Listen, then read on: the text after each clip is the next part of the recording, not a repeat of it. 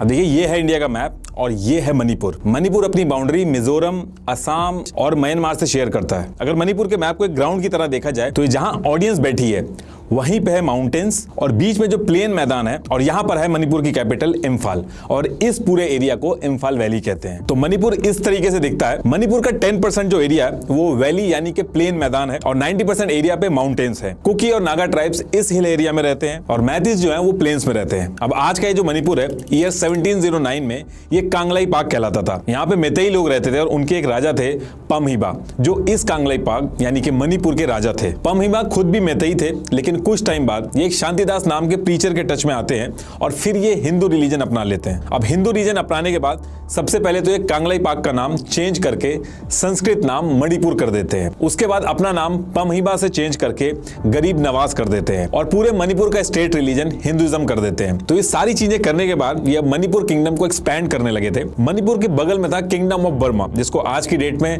Myanmar कहते हैं। उसका पहले नाम बर्मा हुआ करता था। तो पमहिबा ने किंगडम ऑफ बर्मा पे मल्टीपल टाइम अटैक किया और बर्मा को मणिपुर से जोड़ दिया। अब देखिए मणिपुर हो या फिर म्यांमार, ये सारे पहाड़ी इलाके हैं और इन सब एरिया में उस टाइम पे छोटी छोटी मल्टीपल ट्राइब्स रहती थी और ट्राइब जो होती हैं वो मूव करती रहती हैं। जैसे एक जंगल के एरिया में अगर कोई ट्राइब रह रही है तो जब उस एरिया के रिसोर्सेज खत्म हो जाते हैं तो फिर वो जो ट्राइब है वो जगह चेंज कर देती है। इसलिए मणिपुर में जो ट्राइब्स हैं वो आपको मणिपुर के आसपास के जो एरिया है जैसे म्यांमार वगैरह वहां पे भी दिखेंगी। तो मणिपुर के राजा पमहिबा ने बर्मा को मणिपुर में तो मिला लिया था, लेकिन 13 दिसंबर 1751 को पमहिबा की डेथ हो जाती है और इनकी डेथ के बाद मणिपुर किंगडम वीक पड़ता है और इसका फायदा उठा के धीरे धीरे बर्मा मणिपुर पे कॉन्टिन्यूअस अटैक करता रहता है और छोटे छोटे एरिया कब्जा करता रहता है। फिर ईयर 1819 में बर्मा किंगडम मणिपुर पे पूरी तरीके से कब्जा कर लेता है और कई सालों तक मणिपुर में मारकाट मचती है। यही वो टाइम था जब मणिपुर से लोग भाग के मिजोरम, असम, त्रिपुरा के एरिया में चले जा रहे थे और आज भी इन एरिया में आपको कुकीज, नागा, मैतेई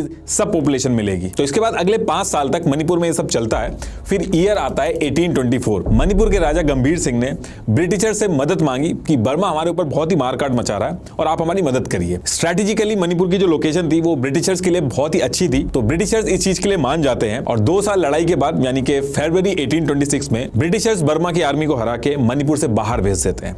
तो ये जो टाइम था 1819 से 1826 तक का, ये वो टाइम था जब मणिपुर के लोगों ने सबसे ज्यादा मारकाट झेली। इस पर्टिकुलर टाइम को मणिपुर में कहते हैं चाही टारेट कुंटाकपा, यानी कि 7 इयर्स ऑफ डेवस्टेशन। अब ब्रिटिशर्स ने मणिपुर की मदद कोई चैरिटी के लिए तो करी नहीं थी। ब्रिटिशर्स ने जो मणिपुर का राजा था उसको राजा बने रहने दिया, लेकिन पूरे मणिपुर का कंट्रोल अपने पास रखा और टैक्स वगैरह जो था वो लेते रहे। ब्रिटिशर्स बेसिकली जहां भी राज करते थे वो 2 तरीके से करते थे। एक तो डायरेक्टली पूरा साम्राज्य जो था वो अपने अंडर में ले लेते थे, या फिर राजा को राजा बने देते थे और खुद इनडायरेक्टली रूल करते थे, जिसमें ब्रिटिशर्स अपने ऑफिसर्स को राजा का सलाहकार बना देते थे। इस पूरे अरेंजमेंट को प्रिंसली स्टेट कहा जाता है। तो मणिपुर भी प्रिंसली स्टेट था। ब्रिटिशर्स का एक रूल करने का तरीका था, वो प्लेन्स में रूल करते थे और पहाड़ों को ऐसे ही छोड़ देते थे, क्योंकि एक तो पहाड़ों में आर्मी को लेकर कंट्रोल करना बहुत मुश्किल होता था, दूसरा प्लेन्स में अंग्रेज ज्यादा इकोनॉमिक एक्टिविटी कर पाते थे। तो मणिपुर के अंदर ब्रिटिशर्स ने प्लेन एरिया जो था उसको पहाड़ों से अलग कर दिया। ऐसा कोई पहाड़ों और प्लेन्स के बीच में बॉर्डर नहीं बना दिया था, बस जो ट्राइब्स थी उनको छेड़ा नहीं और वैली यानी मैदान पे ही कंट्रोल रखा। और ये जो चीज की थी ब्रिटिशर्स ने, ये आगे चल के सबसे पहला रीजन बनती है आज के होने वाले मणिपुर के वायलेंस का। तो मणिपुर का ये जो हिल एरिया था इनमें बहुत सारी अलग अलग ट्राइब्स रहती थी। इन मल्टीपल ट्राइब्स को अलग अलग नाम दिए जाते थे। तो मणिपुर की जो वैली थी यानी कि जो प्लेन एरिया था वहां पे मैतेईज रहते थे। हिल्स में जो ट्राइब्स रहती थी वो मल्टीपल ट्राइब्स रहती थी, जिसमें इस साइड की मिलती जुलती जो ट्राइब्स थी इनको पहली बार ब्रिटिशर्स ने कुकीज बोला था। अकेले जैसे कुकीज के अंदर इतनी ट्राइब्स थी और यही सेम ट्राइब्स जो म्यांमार साइड में रहती थी वहां पे उनको चिंस बोला जाता था। ऐसे ही मणिपुर के जो इस साइड के पहाड़ थे यहाँ पे जो ट्राइब्स रहती थी ये ज्यादातर इनके जो कानों में ये कुंडल पहनते थे, तो इनको नागाज बोला जाता था। तो तब से मणिपुर के अंदर 3 मेजर ग्रुप्स थे, मैतेईज, कुकीज और नागास। कुकीज की जो पॉपुलेशन थी वो मणिपुर के बाहर के पहाड़ों पे भी थी, ऐसे ही नागास की जो पॉपुलेशन थी वो भी मणिपुर के बाहर नागालैंड साइड पे भी थी। वहीं मैतीज की बात करें तो जब किंगडम ऑफ बर्मा ने अटैक किया था तो उस पर्टिकुलर टाइम पे जितने मैतीज थे वो मिजोरम, त्रिपुरा इस साइड चले गए। तो आज भी इनकी पॉपुलेशन इन स्टेट्स में है। कुल मिला के तीनों ट्राइब्स की जो पॉपुलेशन है वो सिर्फ मणिपुर में रिस्ट्रिक्टेड नहीं है, ये नेबरिंग स्टेट में भी पाई जाती है। ये तीनों आपस में भी बहुत डिसएग्री करते हैं कि हम पहले आए थे या फिर तुम पहले आए हो। जैसे मैतीज का कहना है कि 1891 में ब्रिटिशर्स ने पहाड़ों और प्लेन्स को बस रूल करने के लिए एक आर्टिफिशियल तरीके से से अलग कर दिया था, वरना चाहे मणिपुर के हिल्स हो और प्लेन्स हो, दोनों हमारे एंसेस्टर्स का है। और मैतीस कुकीज के लिए कहते हैं कि ये 18th और 19th सेंचुरी में म्यांमार से आए थे। ऐसे ही कुकीज कहते हैं ये पूरा जो रेड है ये एरिया हमारा है, यहाँ पे हमारी ट्राइब्स है और यहाँ पे हम बहुत ही पहले से रह रहे हैं। ऐसे ही नागास का कहना है कि जो ऑरेंज वाला एरिया है यहाँ पे हमारी ट्राइब्स बहुत पहले से रहती है, तो ये एरिया हमारा है। लेकिन एक्चुअल हिस्ट्री का कोई प्रूफ नहीं है, बस कुछ इवेंट्स के बेसिस पे अजम्पशंस लगाए जाते हैं। अब होता क्या है कि ईयर 1914 में फर्स्ट वर्ल्ड वॉर शुरू होता है और ब्रिटिशर्स मणिपुर से करीब 2000 सोल्जर्स लेके जाते हैं उनकी तरफ से लड़ने के लिए। ब्रिटिशर्स ने कुकीज को भी ले जाने के लिए ट्राई किया क्योंकि ये लड़ने में काफी माहिर थे, लेकिन कुकीज ने ब्रिटिशर्स के साथ जाके लड़ाई करने के लिए साफ मना कर दिया और इसकी वजह से ब्रिटिशर्स काफी नाखुश थे इनसे और इनके ऊपर अटैक भी कर दिया, यानी कि कुकीज के ऊपर अटैक कर दिया। ये लड़ाई काफी दिनों तक चलती है और कुकीज ने भी काफी नुकसान किया ब्रिटिशर्स का, लेकिन ब्रिटिशर्स कुकीज को हरा देते हैं। इस लड़ाई को एंग्लो कुकी वॉर भी कहा जाता है। जैसे जैसे ब्रिटिशर्स कुकीज से जीत तो गए थे, लेकिन कुकीज को कंट्रोल करना भी आसान नहीं था और ब्रिटिशर्स ने कुकीज से डील करने के लिए इनको सोशली इंक्लूड करना शुरू किया ताकि इनको कंट्रोल करने में आसानी हो। तो ब्रिटिशर्स ने एक स्ट्रेटेजी बनाई जिसमें कुकीज का जो एरिया था वहां पे क्रिश्चियन मिशनरीज भेजे। ये वो टाइम था जब कुकीज क्रिश्चियंस बने।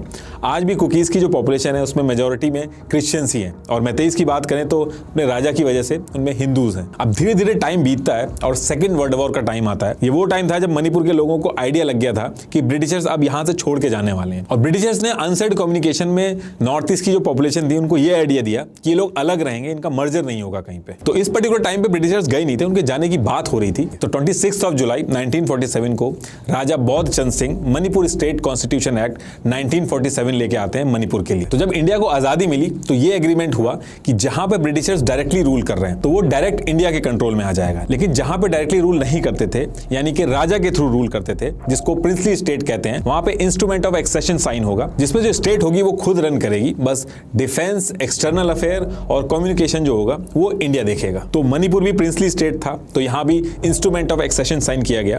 ये उसकी कॉपी है। ये साइन करने के बाद मणिपुर का डिफेंस, एक्सटर्नल अफेयर और कम्युनिकेशन सब इंडिया के कंट्रोल में आ गया। ये एग्रीमेंट साइन होने के बाद राजा ने जो मणिपुर स्टेट कॉन्स्टिट्यूशन एक्ट 1947 ये जो लेके आए थे, इसको इंडिया ने मानने से मना कर दिया। एक्चुअली मणिपुर स्ट्रेटेजिकली बहुत ही इंपॉर्टेंट लोकेशन थी इंडिया के लिए। जिस तरीके से बाहर की कंट्रीज का इन्वॉल्वमेंट हो रहा था और मणिपुर का जो एडमिनिस्ट्रेशन था वो बहुत कमजोर था, उससे इंडिया के अंदर दिक्कतें बढ़ सकती थी। इसलिए 1949 में जब मणिपुर के राजा बौद्ध चंद्र सिंह किसी काम से शिलोंग आए थे तो इंडियन गवर्नमेंट ने इनको हाउस अरेस्ट में डाल दिया और फिर उनको तभी छोड़ा जब उन्होंने इंडिया के साथ मर्जर एग्रीमेंट साइन किया, मतलब कि इंडिया के साथ जुड़ने का एक एग्रीमेंट साइन कर दिया।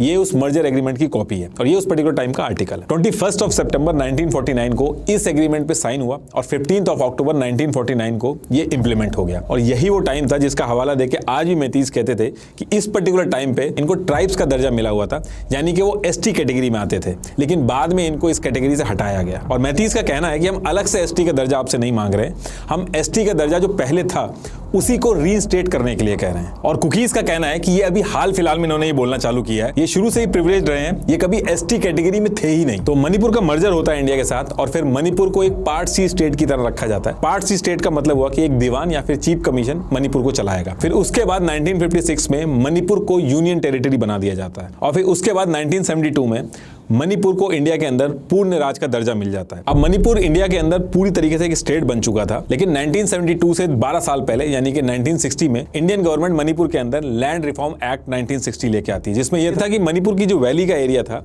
यहाँ के लोग हिल्स के अंदर लैंड नहीं खरीद सकते, लेकिन हिल्स पे रहने वाले जो ट्राइब्स थे वो इम्फाल वैली जहाँ पे मैतीज रहते थे वहां पे जाके लैंड खरीद सकते थे, यानी कि पूरे मणिपुर के अंदर वो कहीं भी जमीन खरीद सकते थे। जिस तरह से ब्रिटिशर्स ने मणिपुर को 2 पार्ट में डिवाइड किया था, हिल्स और वैली में, तो इंडिया ने मणिपुर को जोड़ने के बाद मणिपुर को उसी तरीके से ट्रीट किया, हिल्स और वैली को अलग अलग तरीके से गवर्न किया। तो सबसे पहली चीज इंडिया लेके आया लैंड रिफॉर्म एक्ट मणिपुर के अंदर। इसके बाद दूसरी चीज ये हुई कि इंडिया के कॉन्स्टिट्यूशन के आर्टिकल 342 के हिसाब से इंडिया के अंदर कौन एसटी होगा और कौन एसटी नहीं होगा ये प्रेसिडेंट के एक नोटिफिकेशन से डिसाइड होगा। तो किसको एसटी की लिस्ट में रखा जाएगा, किसको निकाला जाएगा, इसके लिए 1965 में एक लॉकर कमेटी बनाई गई। इस कमेटी के हिसाब से 5 चीजें डिसाइड करेंगे कि इंडिया के अंदर कौन एसटी होगा और कौन नहीं होगा। ये 5 क्राइटेरिया थे: primitiveness, distinctiveness, isolation, inhabitation and backwardness. Lokur committee की रिपोर्ट में पेज नंबर 26 पे एसटी से निकालने के रीजन दिए और पेज नंबर 24 पे जिनको इंक्लूड किया उनके रीजन दिए। तो इसके बाद कुकीज जो हिल्स में रहते थे वो एसटी कैटेगरी में ही रहते हैं और मैतीस को एससी और ओबीसी की कैटेगरी में रखा गया, लेकिन एसटी में नहीं रखा गया। इसी तरीके से नागास को भी एसटी कैटेगरी में रखा गया। अब देखिए, जब मणिपुर का मर्जर हुआ था इंडिया के साथ, तो मणिपुर के अंदर कुछ ऐसे इंसर्जेंट ग्रुप बने जो इंडिया के खिलाफ थे, उनके खिलाफ हथियार हथियार उठा लिए थे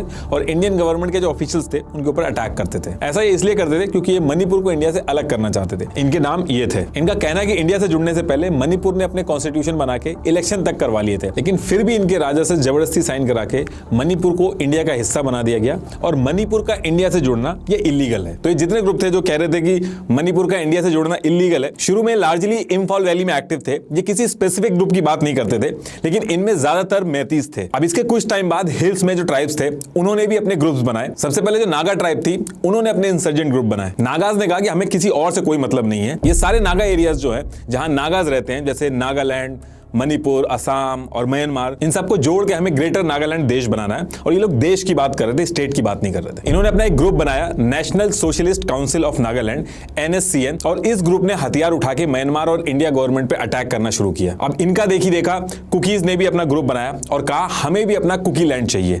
लेकिन कुकीज ने कहा कि हमें अलग देश नहीं चाहिए, हमें इंडिया के अंदर अलग स्टेट मिल जाए जिसमें सारे कुकी ट्राइब्स हैं जो मेजोरिटी में है। लेकिन धीरे धीरे ये आपस में भी लड़ने लगे, क्योंकि कुकीज अपना अलग से कुकीज होमलैंड मांगते हैं।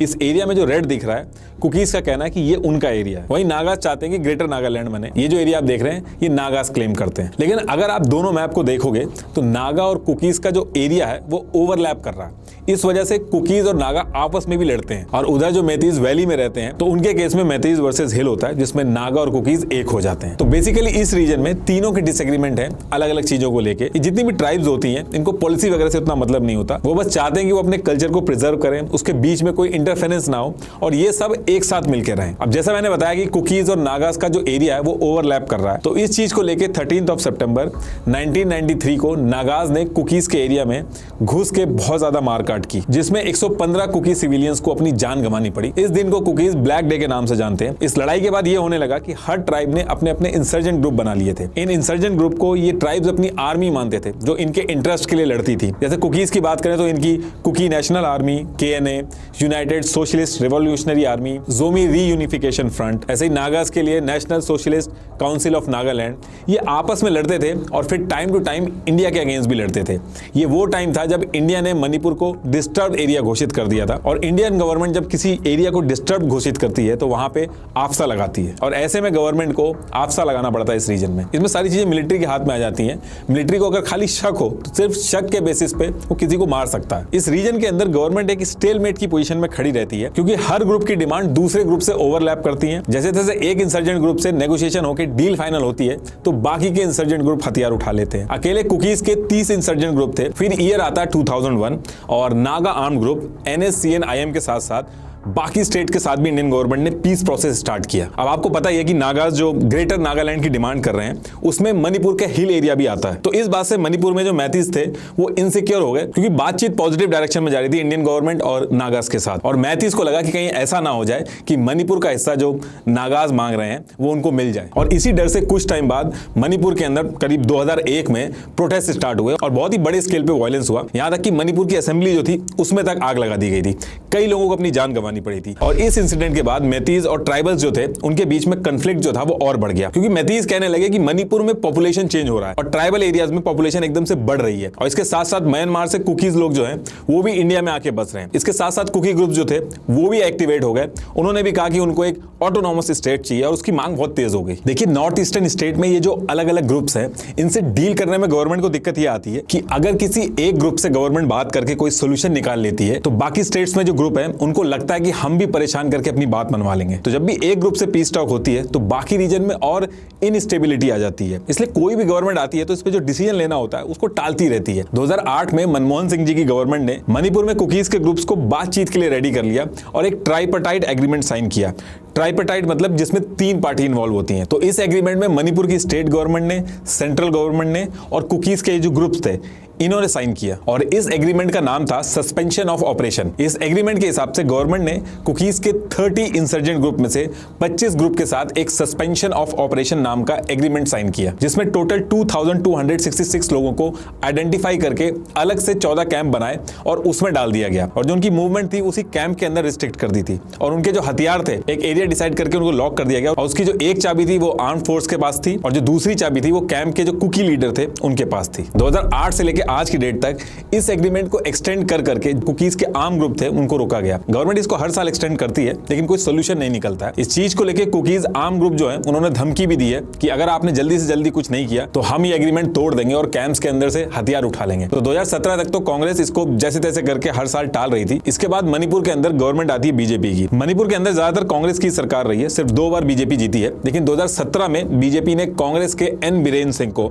अपने साथ मिला लिया। एन बीरेन सिंह ने कुछ एमएलएज लेके बीजेपी ज्वाइन कर लिया और आगे चल के फिर वो सीएम बने। तो जो चीज कांग्रेस कर रही थी वही चीज बीजेपी ने भी की, हर साल इस एग्रीमेंट को एक्सटेंड किया। लेकिन 2022 में जब दोबारा इलेक्शन होते हैं तो होम मिनिस्टर अमित शाह ने कहा था, वो मणिपुर गए थे, उस रैली में उन्होंने कहा था कि बीजेपी दोबारा अगर जीत के आई तो 5 साल के अंदर कुकीज को एक सॉल्यूशन देगी। और उस टाइम पे कुकीज और मैतीज दोनों ने वोट किया बीजेपी को और बीजेपी जीती भी और एन बीरेन सिंह सीएम बनते हैं। अब क्योंकि मणिपुर में मैतीज पॉपुलेशन ज्यादा है, 53% है और हिल्स के लोग हैं वो कम है इनके कंपैरेटिवली, मणिपुर की गवर्नमेंट ने यह भी कहा है कि मणिपुर के अंदर एबनॉर्मल तरीके से पॉपुलेशन बढ़ रही है। अगर आप ऑल ओवर इंडिया की बात करो तो पॉपुलेशन ग्रोथ रेट 24.66% है। वहीं मणिपुर की बात करें तो वहां का जो पॉपुलेशन ग्रोथ रेट है वो 32.46 है और हिल एरिया में जाएं तो वहां पे पॉपुलेशन 100.18% से बढ़ रही है। ये जो ग्रोथ रेट है ये बहुत ही एबनॉर्मल है। वहीं मैतीज का कहना है कि 1901 में हम मणिपुर की टोटल पॉपुलेशन का 60% थे और 2022 में हम टोटल पॉपुलेशन का 49% रह गए। और वहीं जो कुकीज हैं वो ईयर 1901 में टोटल पॉपुलेशन का 1% थे और 2022 में 29% हो गए।